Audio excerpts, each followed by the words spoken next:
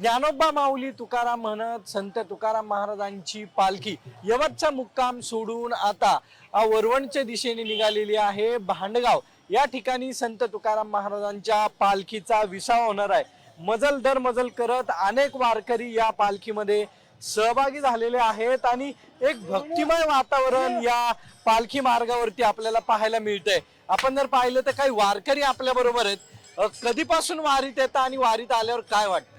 गेली 8 वर्षापासून मी वारीत येतोय आणि वारीचा जो आनंद आहे तो जगात कुठेच मिळणार नाही। कारण आता ऊन वारा पाऊस हा इतका पाऊस होता, पण वारकऱ्यांच्या चेहऱ्यावर कुठेही थकवा जाणवत नाही, कुठेही असं आम्ही थकलोय असं कुठे जाणवत नाही। इतकं छान पद्धतीने वारकरीचा साया सोहळ्याचा आनंद घेत आहेत। निश्चितपणाने ही पांडुरंगाची लीला आहे, ह्याच्या पलीकडे म्हणजे शब्द नाही दुसरा।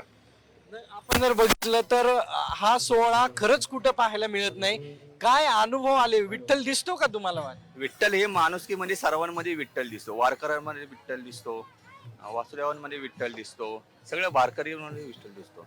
हा आनंदाचा वारी आहे, सगळ्यांनी अनुभवला। आयुष्यातून एकदा तरी आनंदाची वारी केली पाहिजे असं माझं प्रत्येक म्हणत आहे। काय वाटतं वारीत किती वर्षापासून वारी? पहिलीच वारी आहे ही, पण एवढा आनंद झालाय की आम्ही चुकलो आपण अभिषेक की आपण आलो नाही याच्या पहिले, एवढा आनंद झालाय।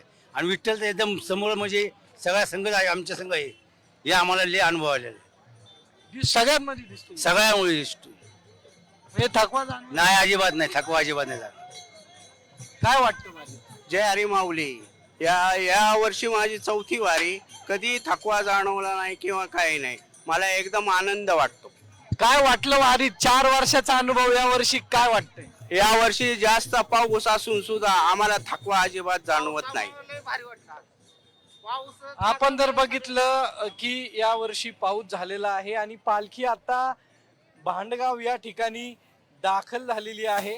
भांडगाव मध्ये विसावा जो आहे तो होणार आहे आणि या विसाव्यानंतर पालखी वरवणच्या दिशेने प्रस्थान करणार आहे। आपण जर पाहिलं तर संत तुकाराम महाराजांच्या पालखीचा हा रथ आहे। फुलांनी आकर्षक अशी सजावट जी आहे ती केलेली आहे। विठ्ठल रुक्मिणीचा फोटो जो आहे तो या रथावरती आपल्याला पाहायला मिळतोय। आकर्षक अशी सजावट आहे आणि येणारे जाणारे प्रत्येक ग्रामस्थ असतील, वारकरी असतील, या ठिकाणचं दर्शन घेतात। कधीपासून तुम्ही वारीत येतात? काय वाटतं वारीत आल्यावरती? आणि का आतापर्यंत काय अनुभवलं वारीमध्ये तुम्ही? आम्ही यवतवरून आलो, पण प्रत्येक वर्षी आम्ही भांडगाव पर्यंत येतो आणि खूप आनंद वाटतो। काय दिसतो? काय वाटतं वारकऱ्यांशी बोलून? वारकऱ्यांशी बोलून अगदी आनंद वाटतो आणि त्यांच्या बरोबर पंढरपूरला आपण कधीतरी जाऊ असं नक्कीच वाटतं। नक्की पंढरपूरला जाऊ असं या ठिकाणी आलेल्या भाविकांना वाटतं, वारकऱ्यांना वाटतं। आणि एक वेगळा सोहळा आपल्याला सध्या या पालख्यांमध्ये पाहायला मिळतोय। कॅमेरा सुमित भोसले सह सागरवाड, साम टीव्ही, भांडगाव।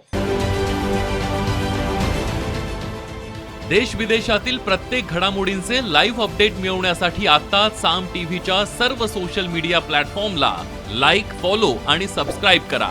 तसंच सर्व नोटिफिकेशनसाठी बेल आयकॉन प्रेस करायला विसरू नका।